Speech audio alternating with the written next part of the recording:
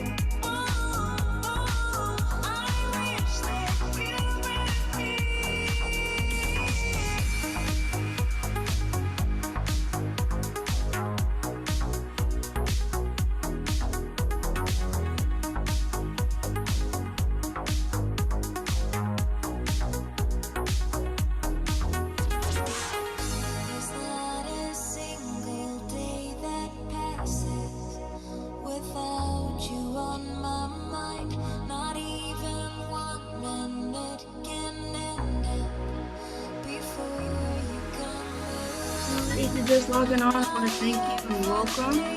We'll wait 2 more minutes to give a few more people a chance to log in. We'll get started at 12. Thank you all for joining.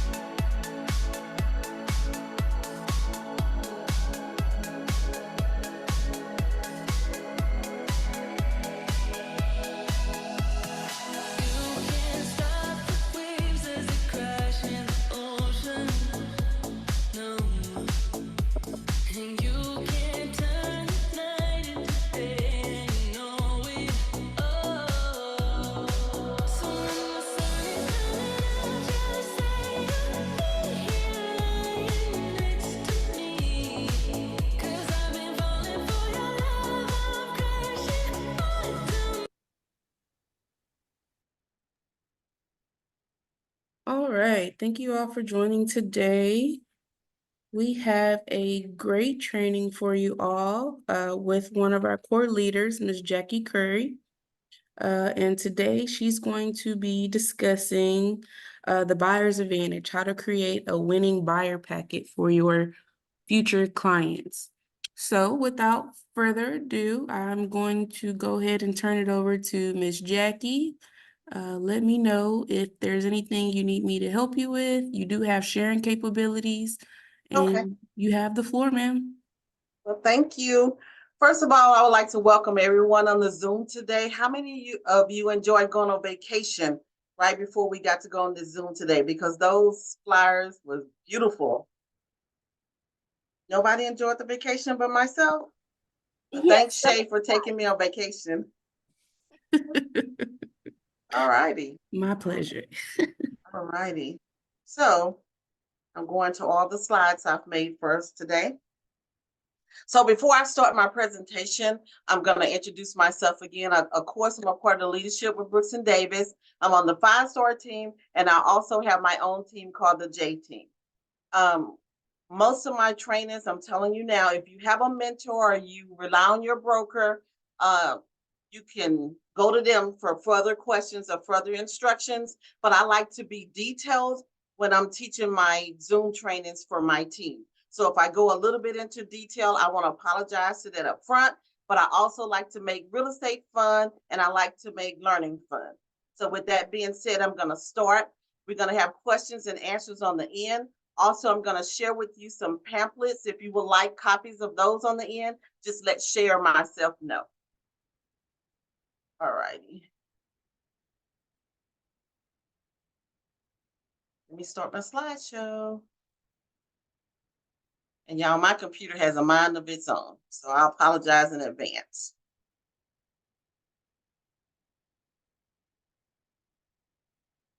Come on. There you go. Okay.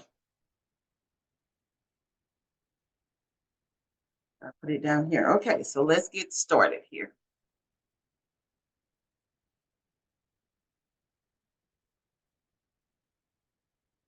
Put it up there for now. Okay, so let's make learning about real estate fun. How many of you think she's cute? You can raise your hand, you can talk. She's striking. She's very striking. How many of you think She's those yellow unique. snakes are kind of cute? She cute. Yeah. Okay, so while all of you are learning real estate, I want you to keep that face in mind because I want you to be that serious when you're learning real estate, okay? Mm. All righty. My computer don't want to work today, y'all. Seriously.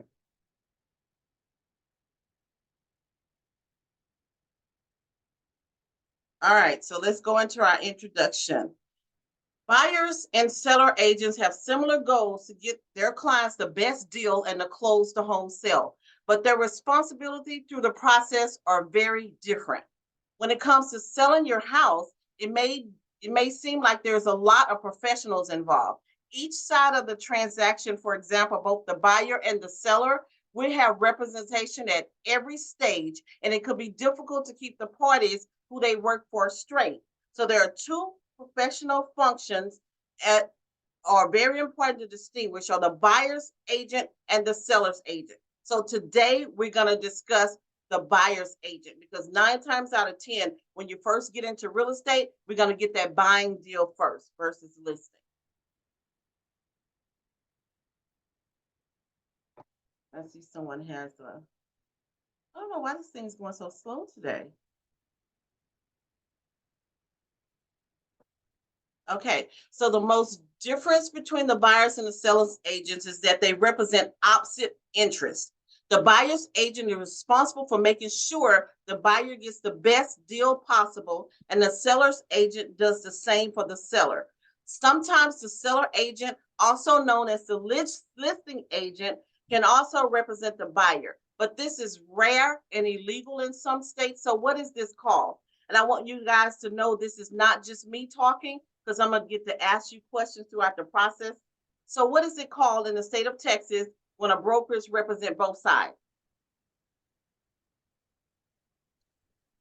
Intermediary. Very good. Was that Miss Jamisha Smith? Of course. All righty then. Well, at least you're learning. So intermediary, broker who negotiates a real estate transaction between two parties has obtained written consent from the parties to represent both the buyer and the seller. So real estate transactions, who do they belong to? The broker. The broker. Was that Mr. Sims? Yep. All Of real estate course. transactions belongs to the broker. They do not belong to you. So let's learn how to set yourself apart from any other real estate professional. So I have a buyer's guide that I created some time ago. I have 4 different templates, and I want to share with you my buyer's guide that I share to all of my approved buyers once they come to me.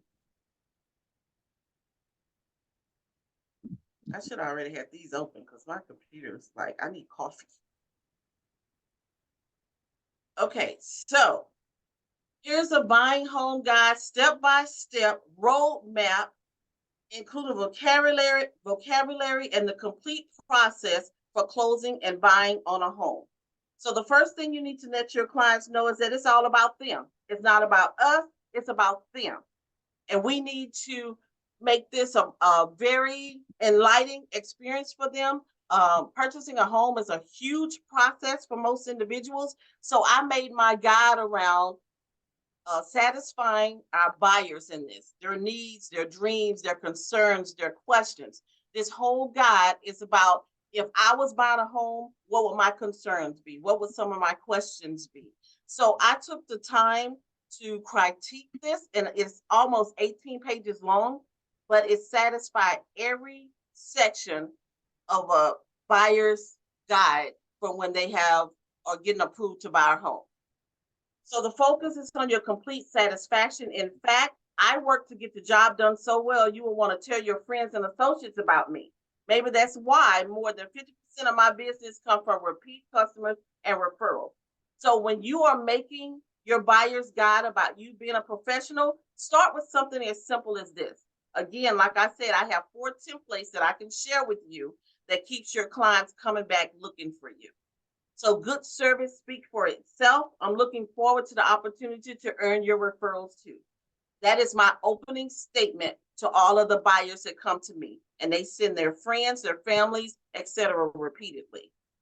So I'm not going to go into detail by detail, but I just want to show you what it is. This is the most profitable page of them all. We also use this page when we do home buyer seminars. It gives the 11 easy steps to what the approved buyers can expect when they are buying a home. Okay, somebody's phone. That's okay. So then the last and final step of that process is 12. Welcome home. You get to welcome all of your new buyers to their new home. These are the different things to get them ready to buy.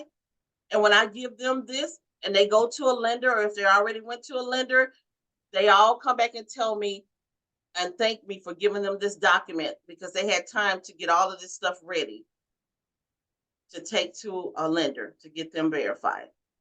Where the buyers find the home, that's where you and I come in at. We have different ways that we're going to talk about in a minute, how we do that. We prepare them to buy. We talk to them how to talk to the mortgage brokers, etc. on the market, how to make a good offer.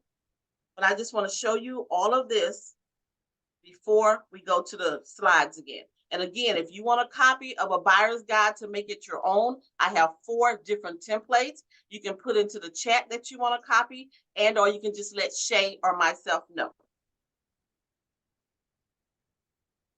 So with that being said, let's go right here. Instead of sorting this slide again, where were we? So after you've done all of that, now you're on your pre-home search. What I want you to do, and we're going to talk in details about each and every one of these, because as realtors, I know that we can get very busy sometimes. What I do when I teach my realtors, when you're in school, they use this term, time is of the essence, a lot, but they're talking about contracts and the dates on contracts. I also tell my agents time is of the essence for them as well.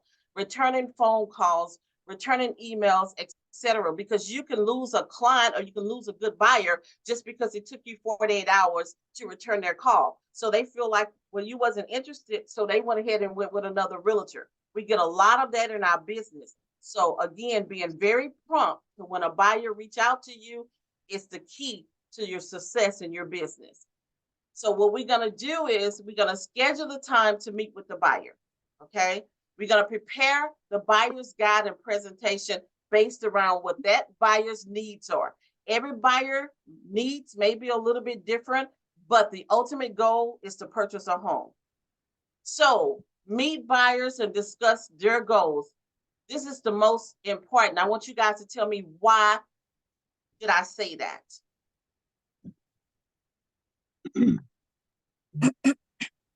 You don't So want to do they, a blank search and waste your or the client's time, so you know what you're working with. Okay, David. she pretty much took what I was gonna say. Okay, anybody else?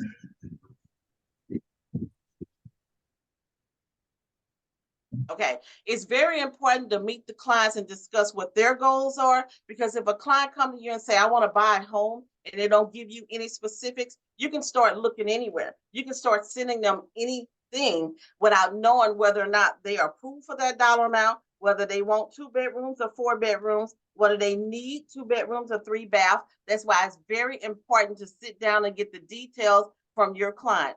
The more you get in tune and get into the energy with your client, 9 times out of 10, that's going to be the most satisfied client you ever had, which is going to turn that to a 12 out of 10. Okay.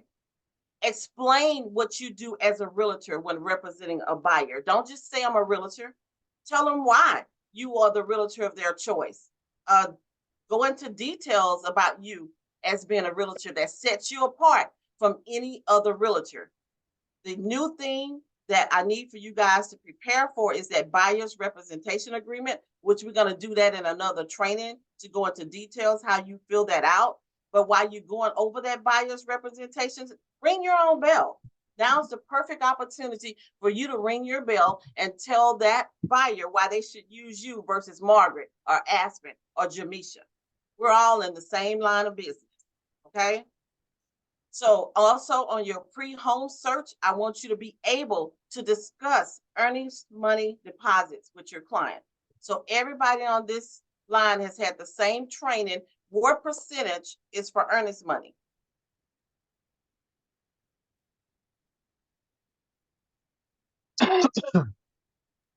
Typically, were you asking what's the average percent for earnest money? Typically, what's the percentage for earnest money? Yes, ma'am. 1%. 1% typically, okay? Are there any deviations from that? And I'm gonna call on Miss Margaret. Oh,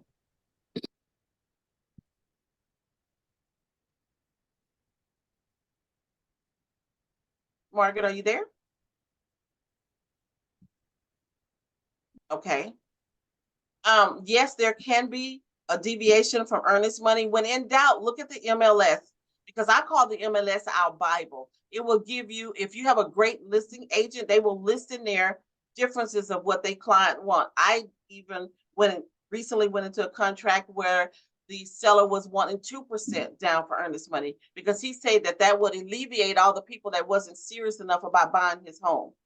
And then the other part of the earnest money deviation could be if you have a VA buyer, they could discuss the earnest money, they could put down $1, but they still need to know or let the seller know that they're really serious about buying their property. So we're going to discuss earnest money here in a little bit, or the defining it, but it lets you know that. The other thing is the option fee. Where would you guys get the option fees from?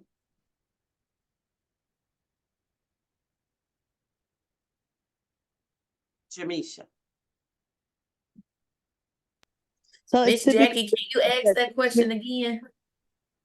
Which question, babe? By option fees? No, yes, ma'am. Where would you normally get an option fee amount from if you're looking on the MLS for a home? And I just gave you the answer, really. I don't know. The seller. Okay, that's MLS? okay. Did you That's say okay, Jamisha. You and I just did this lately. Where was that dollar amount listed for that option fee? in the MLS under the In attachment. the MLS. Some of them will say 7 days, $50 a day.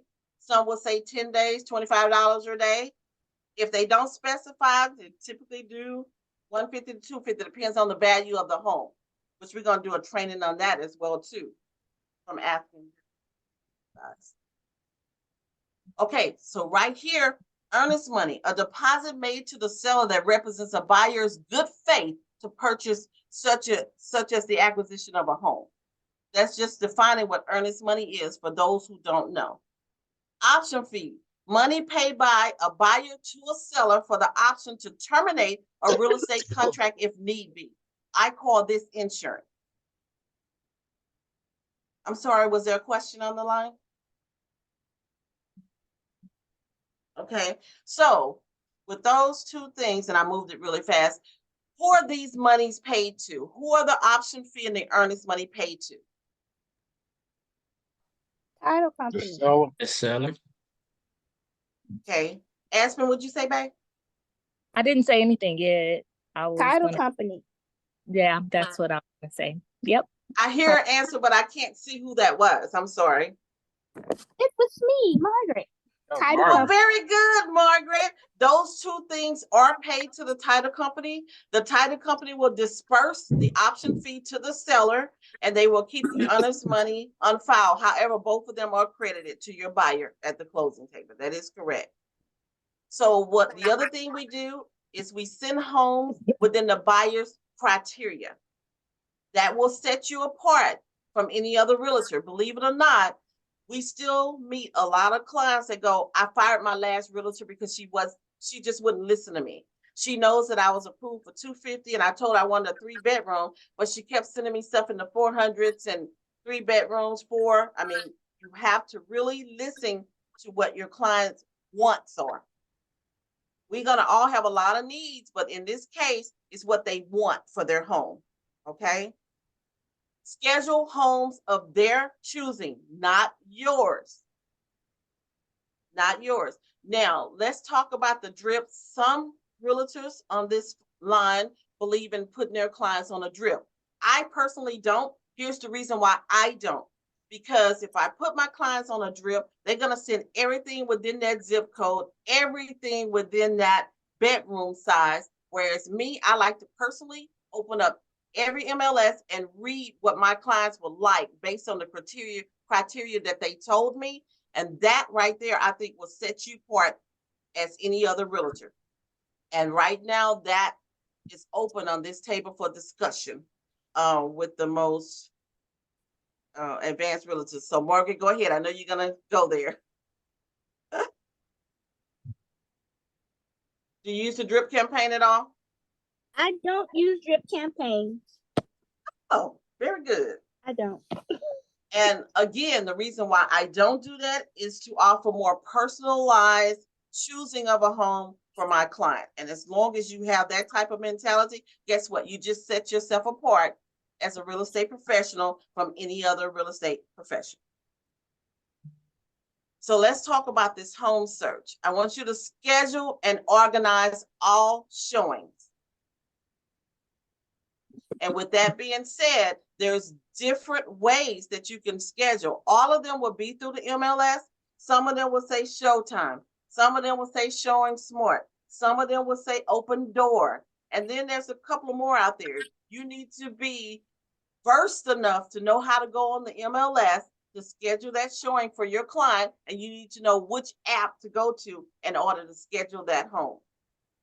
And again, if you're working with a mentor and or a broker, and if you have any questions, then let them know that you're stuck in that area so that they can teach it to you.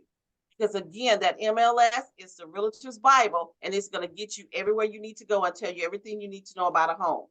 The listing agents don't like to be called so much, especially if they put it all in the MLS for you to read. So reading is very important. Again, we're going to gather the showing instructions for each listing. We're going to send the showing schedule to the buyers. So once let's say I have a client that want to see 4 houses, I know how to go on Google and map those houses out so that we won't be going in one big circle or around. So I put the addresses in there. I let Google map it out. And then I know which home to go to first, how far the next one is. And I put those homes in order and I text them to my client and say, we're going to go here first with this appointment time. Here's second with that appointment time, et cetera, et cetera. It makes you look organized and it keeps your clients organized as well. And believe it or not, they really like that. They don't want to feel Miss like they Jackie? flying around like a chicken. Yes, ma'am. Yes, ma'am. You said that was Google Maps? That'll I do do it for use you? Google Maps and I will Okay. teach you and show you how to, I do multiple listings at one time, multiple showings. Perfect. Thank you. You're welcome. A realtor's duty while showing, make some mental notes for yourself, such as, does this home need major repairs, roofing, windows? Don't talk about it out loud, but just make the notes to yourself.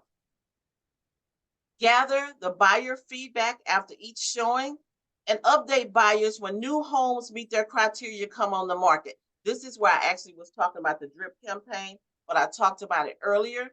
So with you making notes, mental notes on these houses or whatever, or me, I keep a pad. I know what houses I go to. I make little notes by those houses because it's going to become very important when my client go, remember that house last week that we saw?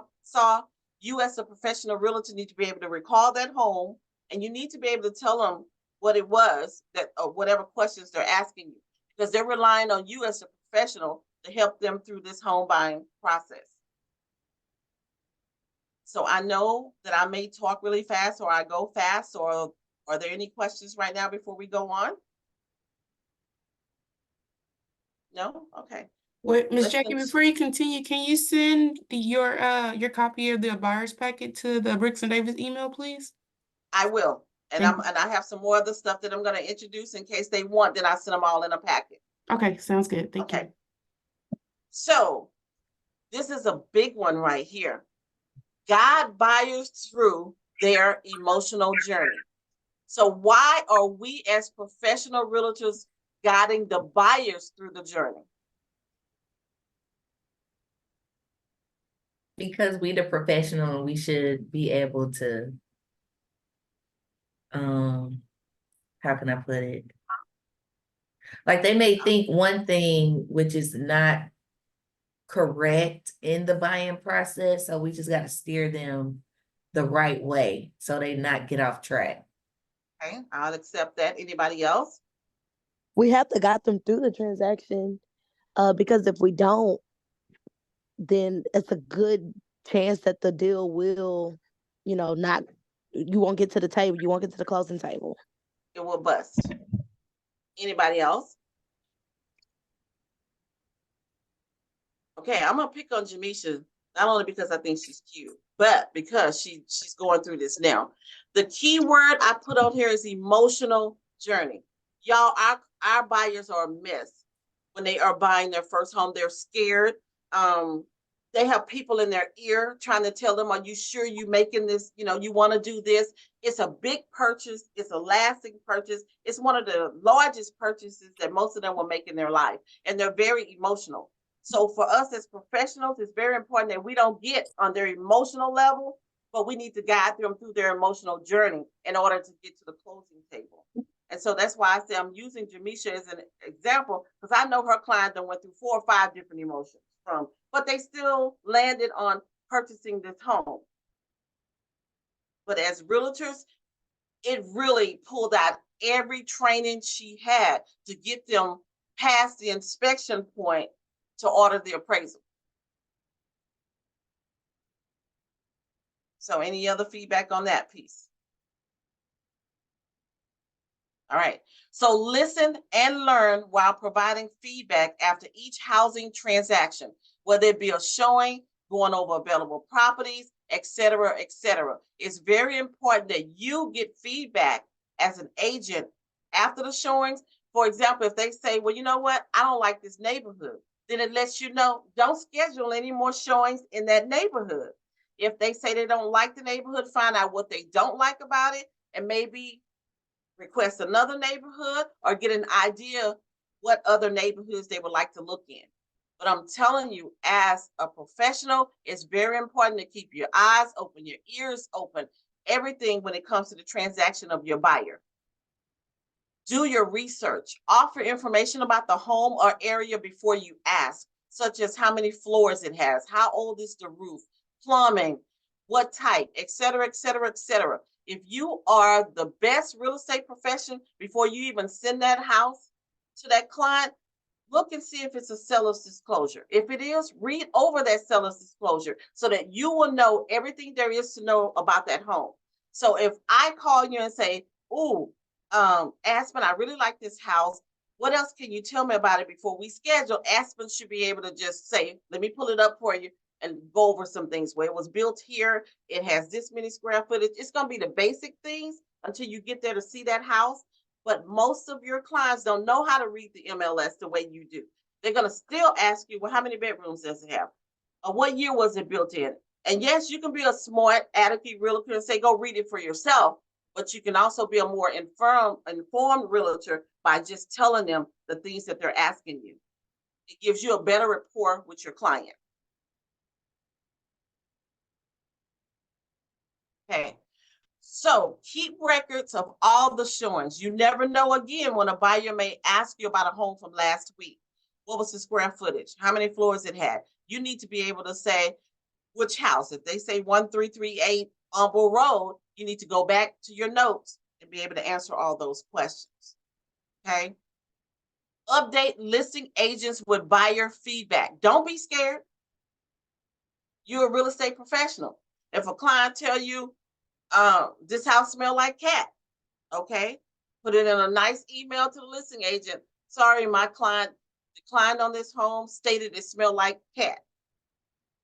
I mean, be as honest as you can without being too tacky, but listing agents really, really want to hear from buyer agents. They want that feedback, because if they don't have that good feedback, they can't sell that house. And they won't be able to tell their sellers what people think are wrong with the house.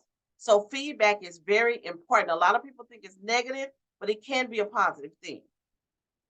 So what Miss Jackie do, speaking of CAT, is I use the acronyms P.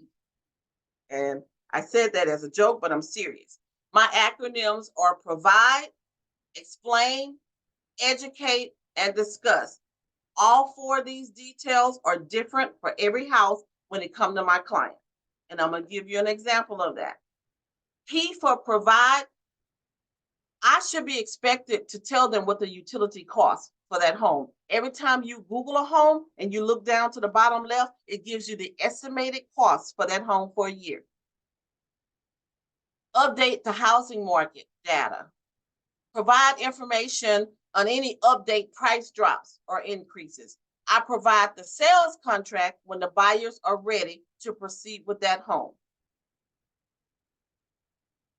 Anybody have any questions about my P acronyms that I use? Each one of them are different based on what my client's needs are. But I typed this up just to give you an example. Explain. I explain the inspections in detail. I explain the property appraisal process. I explain the home warranty options. Educate. Let's go to educate. I educate my client on buyer's offers. I educate buyers showing activity weeklies, and I educate the buyer on the sales contract option. There are a lot of options on the sales contract. As real estate professionals, everything is negotiable in real estate. I need for you guys to keep that forefront in your mind. Everything's negotiable, from the price to the down, but everything's negotiable. Keep that in mind. So discuss. I discuss with my client when there's multiple offer situations. I discuss what transferable warranties mean. I discuss the property inclusion and exclusions. I discuss the need for lead-based disclosures. So with lead-based disclosures being said, what year is associated with lead-based disclosures for your client? 1978. That was Shay, y'all. She overspoke all of the professional real estate agents on this phone. Loan objection deadlines and comps with buyers to determine value. Those are all the things you need to be able as professional real estate agents to discuss with your clients. Again, if you don't feel comfortable discussing with them, get with your mentor, get with your broker. But the clients now are expecting this and more when you come to them as a professional wanting to represent them in a transaction. Any questions? So let's talk about the post contract. So once the contract is executed, you as the buyer's agent need to send it to the lender. So I want to talk a little bit more about execution for a minute, because this week I've had my share of contracts that's not executed. As professionals, if you are the last real estate agent to touch that document, you are responsible for executing it. It is a section right at the bottom that says executed by, and it says the broker put this date in there. Well, you are representing the broker on this transaction. You need to execute that transaction. If the transaction is not executed, you're not in a contract. It's just that simple. The next thing, as a real estate professional, you are to coordinate the earnest money drop off. Where, again, is the earnest money dropped off at? Once you tell your client where to go, where is it dropped off at?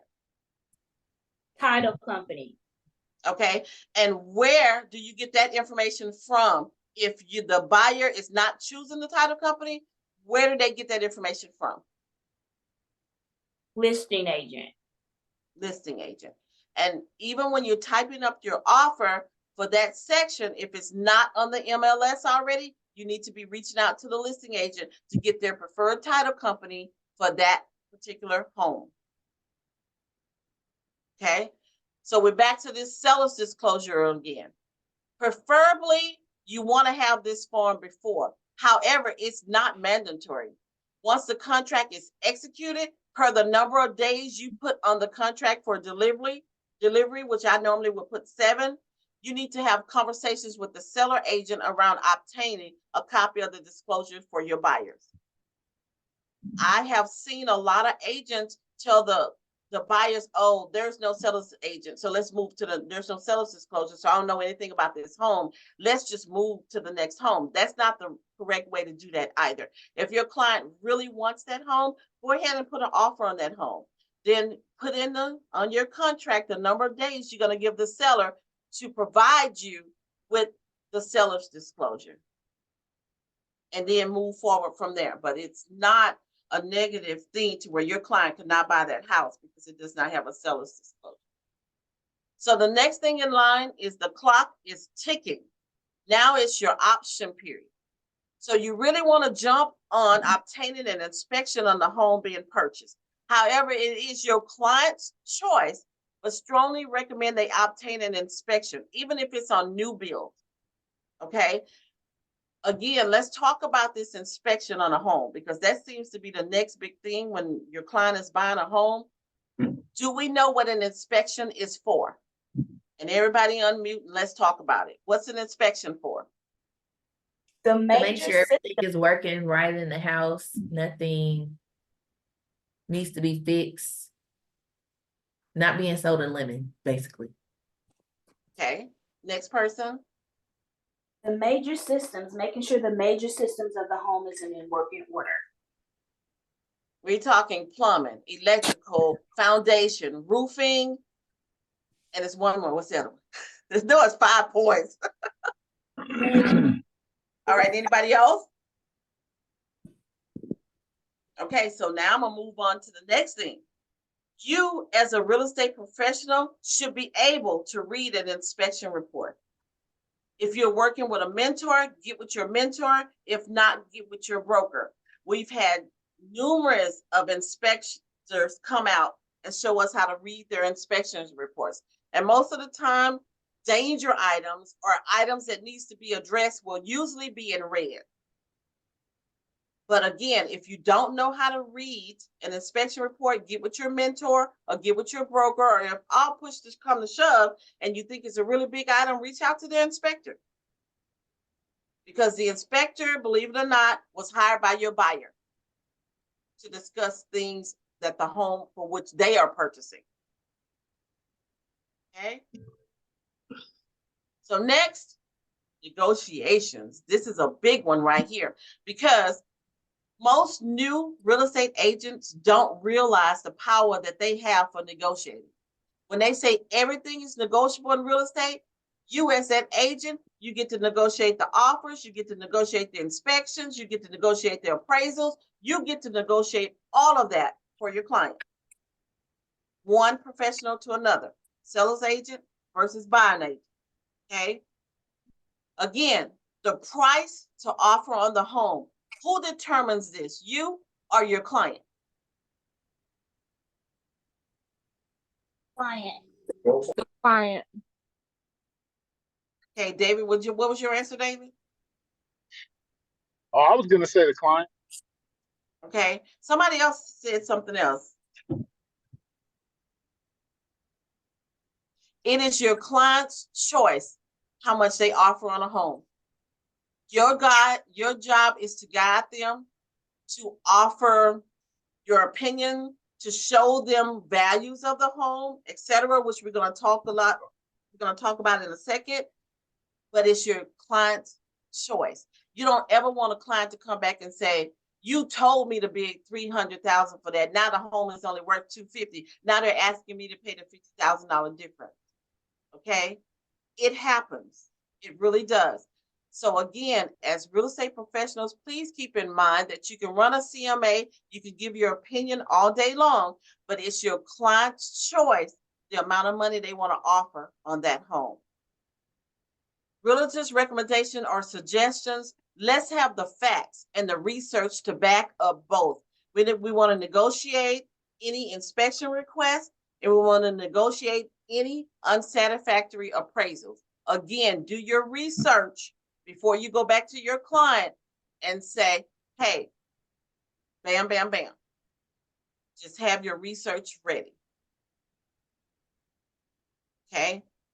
So with this one right here, it goes along all of the other things that we're going to talk about. It is the buyer's agent responsibility to coordinate closing times and the location. Now, me as a mentor, what I teach my team is I want the sellers to close first. That's just an old thing that I learned years ago. Because if the seller closes first, They used to bring the keys to the title company. Then once my buyer closes and the file funds, you can get the keys from the title company. However, a lot of the title companies have changed now. 85% or more of them don't want to be in the middle of keys. So what they would do is either give them to us as realtors and say, once the file is funded, you can give them out, or the seller's agent will say, okay, I left them in the box at the house. Once the file is funded, I need for you to coordinate getting those keys to your buyer. But as a buyer's agent, that is your responsibility to coordinate that function. The next one is to make sure all documentations are fully signed. Even before you get to that title company at the closing table, usually within 72 hours before, they will send out what's called a CD. It is the agent's responsibility to get your client to sign that and get it back over to the lender and the title company. The last closing we just had almost didn't happen because the agent failed to do that part of having the CD signed by their client. Verify the title company has everything that they need. Again, as buyer's agent, that is your responsibility to be in touch with that title company for your client. Remind buyers to schedule the utilities for the new home. If they're closing on that Tuesday, those utilities at that point should already be on. We've had a lot of where the realtors forgot to discuss with the clients to turn the utilities on. And once they gave the keys to the client and they go to move in, there are no utilities on because it was something in the middle of the excitement of buying a new home that they forgot to do something as simple as turn on my utility. So as a buyer agent and you want to stand apart from another realtor, have your nice little cheat sheet made up, give it to your client along with these things on here. Remember to turn on your utilities. They'll thank you for it later. Make sure all parties are notified of the closing time. Again, throughout the hustle and bustle and you are coordinating those closing, don't forget to tell your client what time the closing is. Because the realtors are sitting there and the clients are not there, or the clients are there and the realtors is not there. If your client is at a closing table and the realtor's not there, being late or whatever the reason, that looks very bad as a buying agent. Please be on time for closings, anything that has to do with your client. If your client wants you at inspection, please be there on time. Don't come an hour later when your client didn't have the whole option to walk around this house with the inspector by themselves without their realtor. Okay? Solve any title problems before closing. Again, you as the buying agent is going to work hand by hand, real close with the title company. If there's an issue, they're going to reach out to you. And you are responsible for relaying whatever that is to your client. Okay? Receive and review closing documents with your client. You need to be able to know how to go over closing disclosure with your clients. Again, if you struggle with doing any of that, get with your mentor or get with your broker, because now it's crunch time. And if you don't know how to explain the different closing costs and the acronyms that's on that paper, your client is going to really be looking at you crazy right now. But in order to be the strong real estate professional that you are, know how to read these documents. Where did I leave off at? Review closing figures with the buyer. Please know how to read the closing disclosure and be able to tell your client how much money, if any, they need to bring to the table. If you don't know how to read that, you're unable to tell them how much money they need for closing. They're going to look to you because you're their realtor, you're their professional real estate agent. They should be able to get that amount from you versus having to make a separate phone call to the title company that's going to say, I already gave that information to your realtor. So as a professional realtor, again, take the initiative to know how to read that and say, hey, Miss Jackie, I've already received your closing statement. You have a copy. Hey, let's take the time to go over it together. Look at line 18. That's the amount I need for you to have for your cashier's check to bring the closing. It just makes you look good again, makes you look very smart. You knew those things and they didn't. Verify that all repairs have been made by the sellers. That is a buyer's agent responsibility. If an inspection came back with various things During the walkthrough or even before the walkthrough, especially before closing, you either will have to walk out there and verify that the work is done. You could even ask for receipts that the work is done. But again, verify during that walkthrough. Well, they said they fixed that hole in the wall. They gave me a receipt for it, but that hole is still in the wall. Those things right there can delay your closing, postpone your closing, or bust your closing. So as a buyer's agent, you need to be prepared to know how to deal with all of those. Perform the final walkthrough with your buyers. Most people don't think that's a thing. That's really a thing. And there's also a form on Dotloop that we use for the final walkthrough for our clients. It talks about the date, the time, what all they found. So if your clients go there and the house is fully trashed and it wasn't like that before, that can delay the closing or it can postpone the closing. Because you turn that into the title company, you call that seller's agent and say, hey, this house is full of trash. The sellers need to clean that out before we proceed with closing on this file. As a professional, you have to learn your mouthpiece. You have to get a little bold. You have to find that confidence, and you have to speak up for your client because they're relying on you in this transaction to do that for them. Resolve any last minute issues. Again, similar to what we're talking about now. The last house I sold, believe it or not, the sellers was as petty enough to take the doorbell. Well, you're not supposed to take the doorbell off a house. It's considered part of a fixture. But because it was minute to my clients at the walkthrough, he's like, let it go. But anybody else would be like, no, I want a doorbell on my house.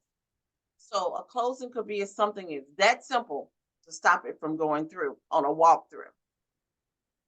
Get your CDA signed by the brokerage. If you don't know what the CDA is, that's your commission disbursement sheet. You've worked very hard, so now it's time for you to get paid.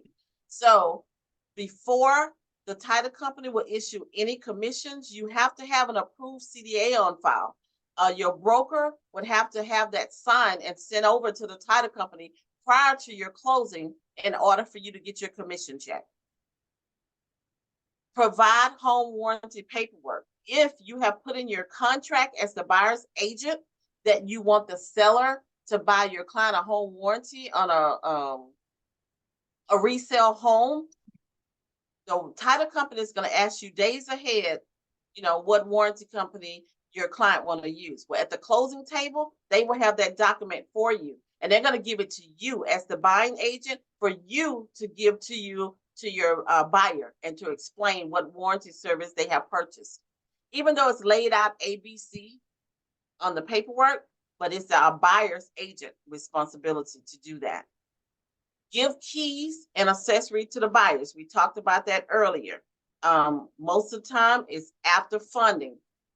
The funding is the last and final step to you closing on a home. A lot of people think it's once you get to that closing table. It's not. It's once the title company call and tell you it's funded. That's when you can give the keys, and that's when your client can go and take possession of that home. They can't do it prior. And the last thing is, as buyer's agents, once it's closed and funded, you get to close out your own file from your brokerage. I keep electronic files. I keep them in Dotloop. They're good for 7 years in Dotloop. If you're not accustomed to electronic system, again, get with your mentor, get with your broker, but everybody right now should have some file on your client. Even if you're keeping your own paper file, please keep it for 7 years. Even if you leave Brooks and Davies, keep it for 7 years, because somebody can come back on a situation during that time and you have to produce the paperwork. You will have your own paperwork. For me, I can just go back into Dotloop because I have my own default profile and pull up my electronic file for anything that a broker may need on one of my files. And the last thing I want to show you guys, and if you want a copy of this, I will get it to you as well. This is an object that I ran across that's very straight to what we do today. As sellers agents, it tells you 90 things you need to do minimally. As a buyer's agent, it tells you 90 things you need to do minimally. And they all come at different times. And I know it's really little. If I blow it up, then I'm going to miss it all. But it tells you different steps of your professional where you need to go, how you need to do it.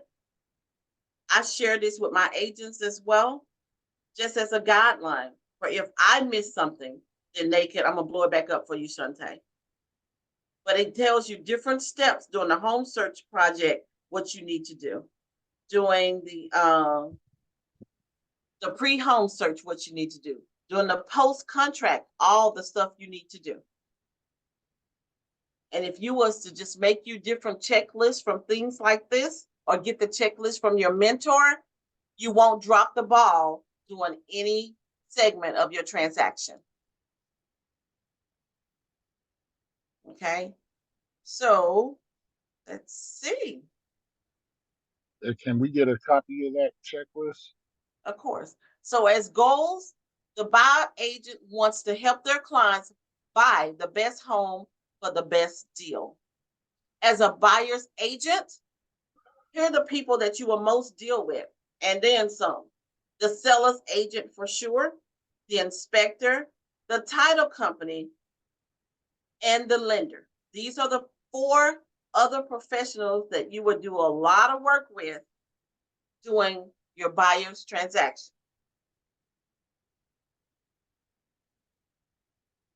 Okay, so again, here's the typical buyer agent responsibilities, all in a summary for you. You help buyers locate good sources for mortgage loans, and you assist them in getting pre-approved if they are not already pre-approved. You map active, under contract, and recently sold properties that meet the buyer's criteria to give them an understanding of the market.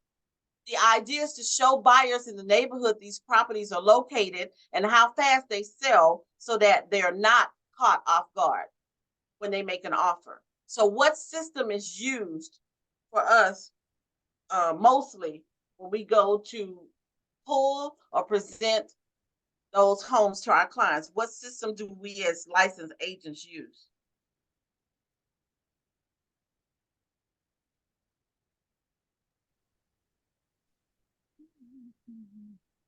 The MLS? MLS? That can be. What's the HAR. other system that we're in contract with through HAR, where you can go look for homes for your clients? And JT, we use them as leads. What are they? HAR, Zillow. Zillow. Mhm. Yeah. Appointments to tour homes, and you meet buyers at these appointed times. You advise buyers on the resale potential of the home. You help buyers analyze the price and value of a home before making an offer. You explain the standard offer form and provide advice on whether they should ask for further contingencies. That is your responsibility. You recommend trusted home inspectors and suggest additional inspections if they are necessary. For example, and this is something I really, really need the buyer's agent to listen to.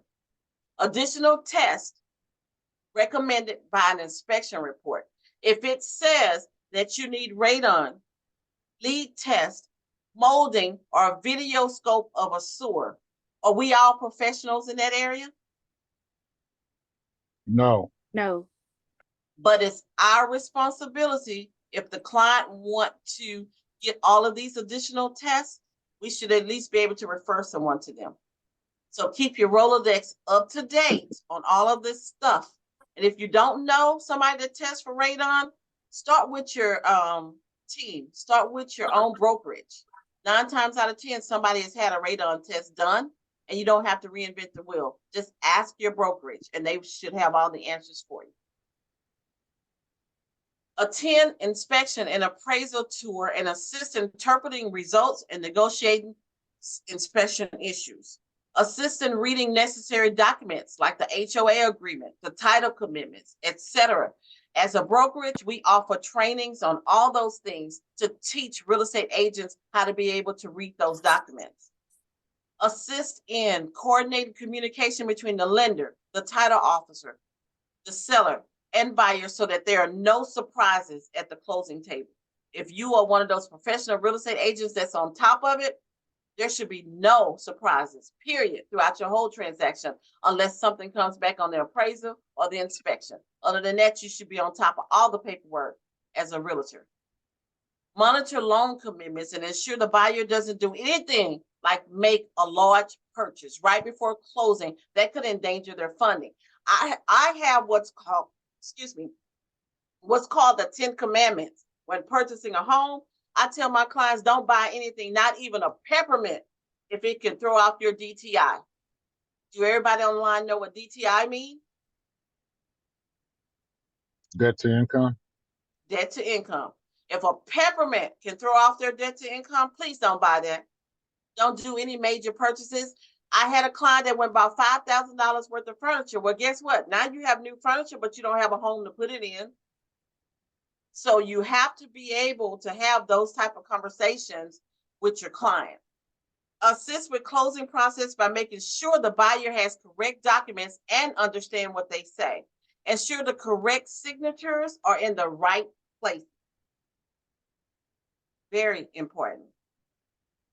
So as an agent representing a new build, you have no paperwork, so to speak. However, make sure that you be there for the client, the showing, the inspections, the walkthrough, and any other questions that that client may have. Show them that you're earning that commission. Right now, one of the biggest things with these builders is that the realtors are just putting their name on the paperwork. They're not even coming to closing. They're just actually getting a commission check. Okay, with this new buyer representation and everything that's going on, show them your needs. Show them how they would really want a real estate professional to be by their side, to explain the process to them, to explain the paperwork to them. Make yourself useful. For somebody that's spending that type of money and paying you that type of commission, let them know they need you. They're stuck in the water without you. You are their mouthpiece. You are their professional that can guide them through this entire process. And last thing I wanted to talk to you guys about is this CMA. What exactly is a CMA? People, realtors, professionals, what is the CMA? A comparative marketing analysis. Okay. I'm a buyer. I don't really know what that means. So what layman terms are we going to use to explain that to our buyer that I'm presenting you with the CMA? It's a comparison between the houses that have already sold, maybe what's active on the market now, or even some of what's pending, to give them an idea of value of what the house they're looking at may be worth. A+. Any questions to what Margaret just said? Because that is perfect. That answer was perfect. So it's a summary role. As you can see, the buyers and the sellers have different roles by similar goals. They both want the best deal for their client. They want the sale to close. Otherwise, nobody gets paid. And they both want their clients to feel good about their experience. So they will refer others to them. That's our ultimate goal, word of mouth. That's the best referral source there is. And especially when you're a professional real estate agent. So with that being said, do we have any questions?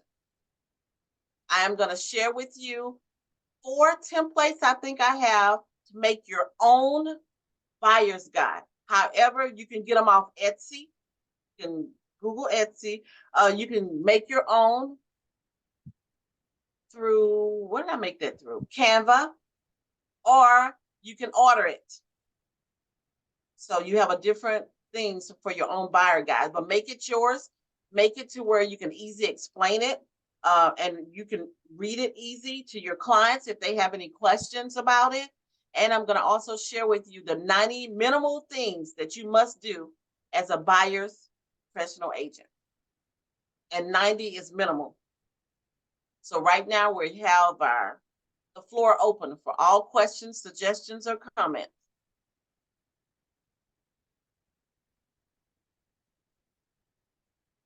I can't believe I did so great that don't nobody have any questions. No, I have a question. It's Shantae. Hey, Miss Jackie. So I'm gonna take it back to where you said, where can you find the option period and how much money? Like I was looking just on a random property in the MLS. So where exactly do you see that at?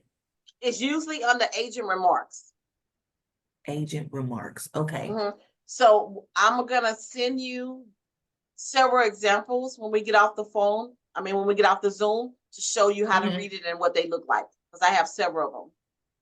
Okay, yes, ma'am. Thank you. And Right. it'll have how much money? It does. It says option period, minimal 7 days, $35 a day. Or option period, okay. yeah, max 10 I've days, seen $40 that. a day. Okay, I just That's didn't know what what that that means. meant. I've seen Now, that. Okay. as real estate professionals, we have to do the calculations. Right. So if they say a minimum of 7 days and it's $50 a day, then that's $350. You have to do the math to put it in that column on that 1 to 4. Okay. Okay. Next, Yes, ma'am. anybody Thank else? you. You're welcome. Anybody else?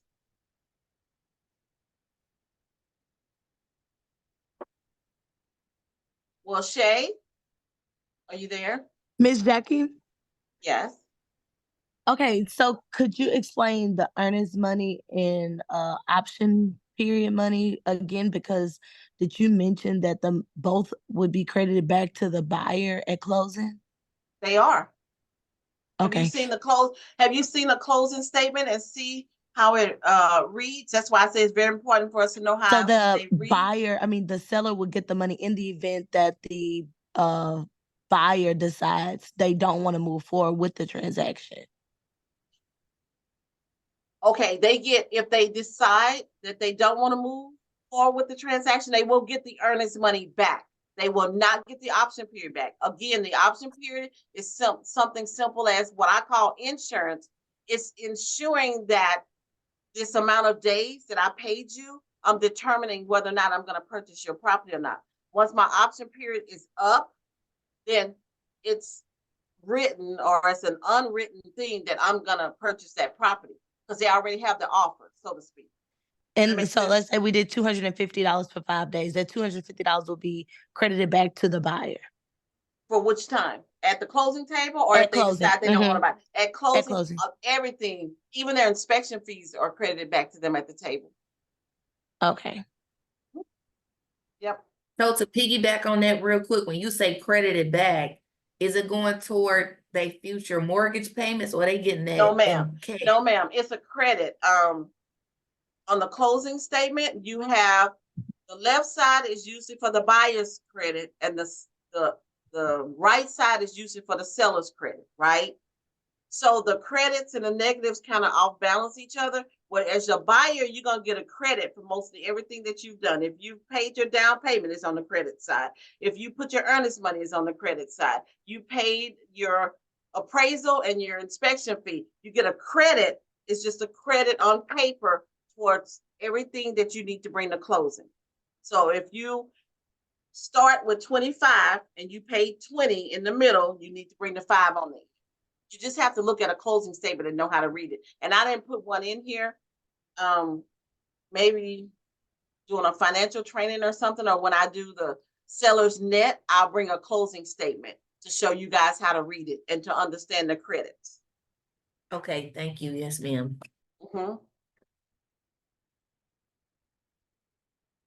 Anybody else? So Shay, are you there? Do you have any questions anywhere? I'm here, just reviewing the chat. Yeah, they just want the buyer's packet that you showed. Okay. I can do that. All right. And that last one too, Shay. Oh yeah, and the 90 things. Miss Jackie, that 90 steps or something like Yep. that. It was that. Yep. Yes.